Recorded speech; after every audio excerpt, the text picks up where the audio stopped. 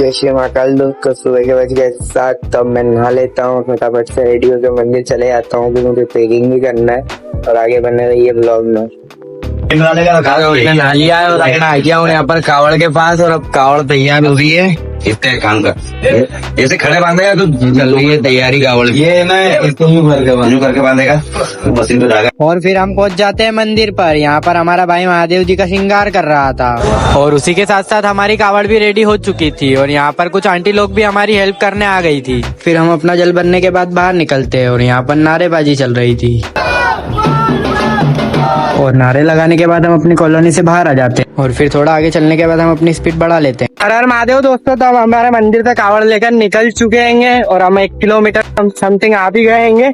पीछे साउंड की वजह से हम वीडियो नहीं बना पाए क्योंकि साउंड बहुत लाउड है वहाँ पर, इसलिए हम यहाँ पर शूट कर रहे हैं। थोड़ा ही आगे चलने के बाद हमें लगती है चाय की तलब और हम पीछे देखते हैं कोई हमें दिख नहीं रहा था, तो फिर हम रुक जाते हैं यहाँ पर ढाबे पर। हमारे सभी भाई लोग भी आ चुके थे तो हम सब मिलकर चाय पीने लगते हैं और उसके बाद हम देखते हैं कि हमारे एक भाई की कावड़ खंडित हो चुकी है, तो हम उसकी कावड़ को टेबल पर रखते हैं और सभी भाई मिलकर उसकी कावड़ ठीक करने में लग जाते हैं। और हमारे पास बांस का डंडा ना होने की वजह से हमें इसमें लोहे की रोड लगाना पड़ती है। और फिर कावड़ ठीक करने के बाद हमें आती है बाहर से डीजे की आवाज, तो हम बाहर आकर देखते हैं तो यहाँ पर सभी लोग डांस कर रहे थे।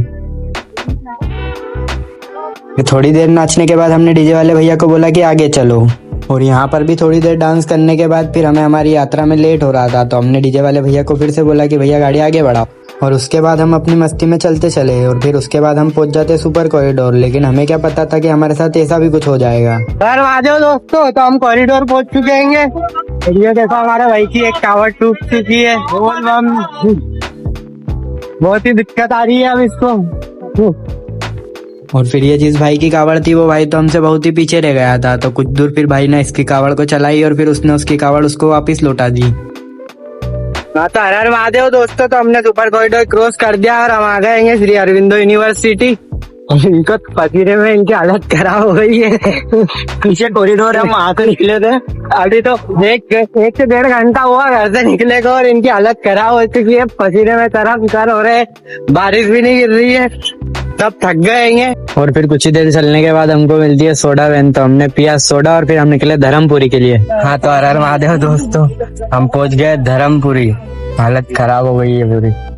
तो भैया यहाँ पर तो पड़ रही थी बहुत तेज धूप, तो हम रुक जाते हैं यहाँ पर थोड़ी देर आराम करने के लिए और उसी के साथ साथ मामा का मुंह पूरा लाल हो चुका था और उनके पैर भी जलने लगे थे। फिर हमें दिखता है और फिर पूरा दिन चलने के बाद हम पहुंच जाते हैं सावेर के नजदीकी एक ढाबे पर। और फिर यहाँ पर हमने हमारा फोन चार्ज किया क्योंकि हमारी वीडियो शूट नहीं हो पा रही थी क्योंकि फोन में चार्ज खत्म हो गई थी। और फिर फोन वगैरह चार्ज करने के बाद चाय पीने के बाद हम वहाँ से निकलते हैं और फिर आ जाते हैं सुनसान रास्ते पर जहाँ पर हमारे अलावा कोई और दिख भी नहीं रहा था। और फिर वो सुनसान रास्ता पार करने के बाद हम पहुंच जाते हैं सावेर मंडी और सावेर मंडी पहुंचते हैं इनके चेहरे पर आप खुशी देख ही सकते हो। और क्योंकि पिछले साल भी हम यहीं पर रुके थे तो हम इस साल भी यहीं पर रुकने वाले थे। और फिर मंडी पहुंचते ही मैंने अपनी कावड़ रख दी थी और यहाँ पर खाने की तैयारी भी पूरी हो चुकी थी और यहाँ पर मेरे कुछ भाई लोग आराम कर रहे थे, तो मैं भी जाता हूँ और इनके पास में थोड़ी देर बैठ जाता हूँ। और तब तक हमारे बाकी भाई लोग भी आ चुके थे और ये लोग तो आते ही सीधे खाना खाकर सो ही गए थे और बाकी हमारे जो भाई लोग थे वो सोने की तैयारी कर रहे थे और हम जाग रहे थे क्योंकि हमारे मन में तो कुछ और ही चल रहा था।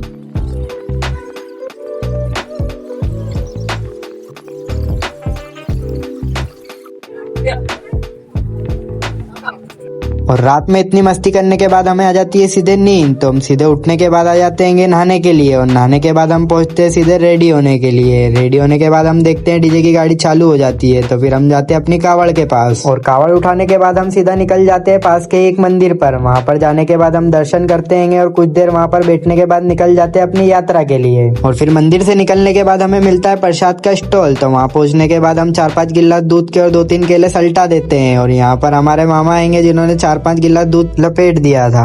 और फिर आगे चलने के बाद हमें मिलती है बाणेश्वरी कावड़ की झांकी और फिर होता है हमारे साथ कुछ यूं। तो साला ये दुख का खत्म नहीं होता बे। और फिर हम अपना फोन उठाने के बाद सीधे चल देते हैं क्योंकि उसका ग्लास फूट चुका था। और वहाँ से निकलने के बाद हमें मिल जाते हैं रोशन जी यादव। उनके साथ कुछ देर मस्ती करने के बाद हम वहाँ से निकल जाते हैं आगे, और कुछ ही देर चलने के बाद हमें मिल जाता है भंडारा। तो हम भी लग जाते हैं भंडारे की लाइन में, और ये लग चुकी थी हमारी प्लेट। और यहाँ पर भीड़ होने की वजह से थोड़ी प्रसाद लेट थी, बाकी हमारी प्रसाद लग चुकी थी। और फिर प्रसाद में पूरी सब्जी खाने के बाद इन्हें आने लगती है नींद। तो यहाँ पर ये थोड़ी देर आराम करते हैं, और यहाँ पर हम थोड़ी देर बैठ जाते हैं। और कुछ ही देर आराम करके निकलने के बाद हम पहुंच जाते हैं सीधा महामृत्युंजय द्वार। और यहाँ पहुंचकर हमें इतनी खुशी हो रही थी कि मैं आपको बता नहीं सकता। और उज्जैन पहुंचने की खुशी में शायद इनके पैर का दर्द गायब ही हो गया था। तो ये मुझे बोलते हैं कि कुछ वीडियो और कुछ फोटो शूट कर दे। तो मैं इनके वीडियो और फोटो शूट करने लग जाता हूँ, और फिर से उज्जैन पहुंचने की खुशी में इनका डांस स्टार्ट हो जाता है।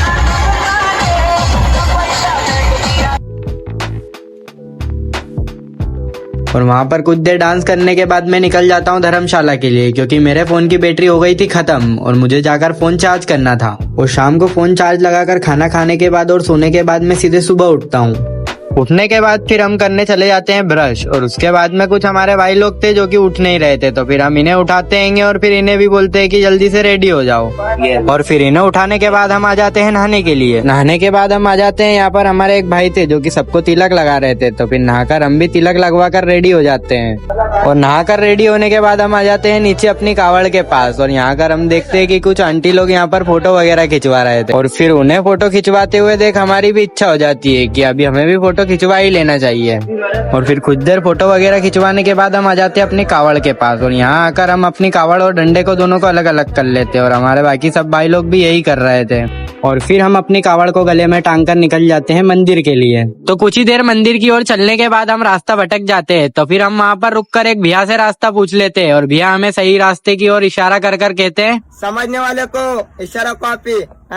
तो भैया के इशारे पर चलते हुए हम पहुंच जाते हैं 2 नंबर गेट पे, जबकि हमें जाना था 4 नंबर गेट पर। तो हम 4 नंबर गेट पर आकर देखते हैं तो हमें दिखती है कावड़ियों की बहुत ही ज्यादा भीड़, और ऊपर से ये सफेद कपड़ा ओ